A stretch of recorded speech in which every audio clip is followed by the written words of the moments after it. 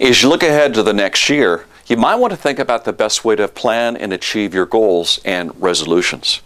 Setting goals is easy. Sticking to your game plan is really, really hard.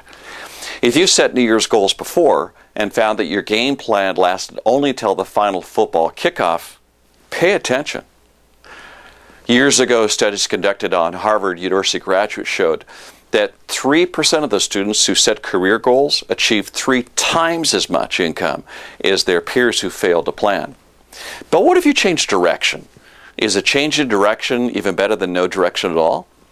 Well, I once consulted a sales rep who was dissatisfied with the way he was prospecting. His goal was to make $200,000 that year. He needed to make some changes. First, he used mailings to bring in business. Then he marketed to builders. Lastly, he called his clients and his sales went up. His direction increased dramatically in spite of his directional change. His peers who changed direction without goals were consistently outproduced.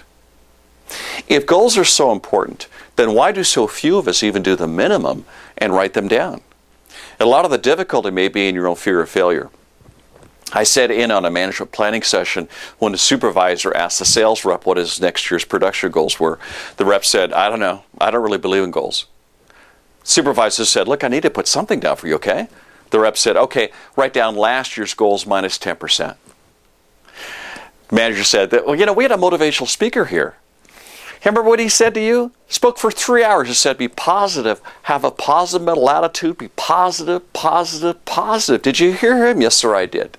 What have you got to say now? Well, sir, I'm positive I can't make my goals this month. The point is that many people are not used to setting goals.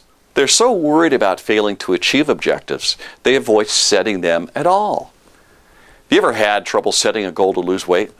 The problem compounds if you told others you were on a diet before. They all concluded you weren't able to hold on to your commitments. Fear of failure is a major reason why we don't set goals.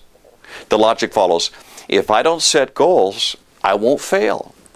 If I don't fail, I won't have to face a loss of self-confidence. We've all heard of this, better to set high goals and miss than to fail to set them at all. But this doesn't always work because it doesn't account for your fear of failure. What can you do to specifically achieve goals? Well, the answer lies in being really smart when you set them.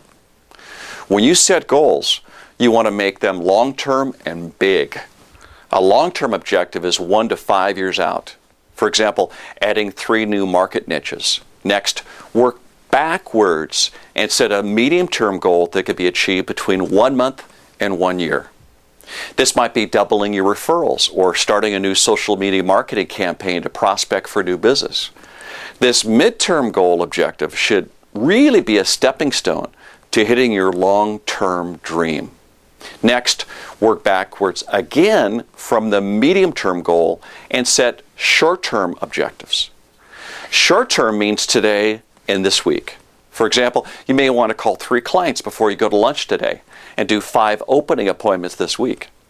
The bottom line is those who are best at setting objectives work to achieve those goals by the week and by the day. They hit their daily goals or they don't go home. The most successful clients I've had in my coaching practice are the ones who are the most consistent. One of my clients was a sales rep who wanted to be the top 10 in his marketing group within 1 year. He was currently 90. He would first need to establish a goal of $2 million in 3 years. He would then set a 1-year goal followed by monthly goals. This included increasing his production, hiring an assistant, and developing a strong relationship with the top 5 CPAs in his market. He would need to determine the amount of business needed by year 1 and then set a monthly goal to hit it. Working backwards to short-term goals, he then determined what he had to do today and this week. He segmented his A and B clients and set a schedule to call them once every 3 months, and then broke that down to how many calls he had to make every day, depending on his closing ratio of booking clients and referrals into appointments. This sales rep also put his objectives on the wall as a reminder.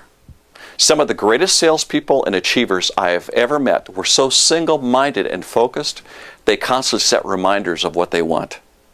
I suggest that you take some time this week to evaluate what you want and when you want it. If you use these techniques, you'll be more successful without working any harder in the long run. No great achievers ever succeeded without goals. They help us become more profitable, productive, and are really the only thing between where you are now and poverty.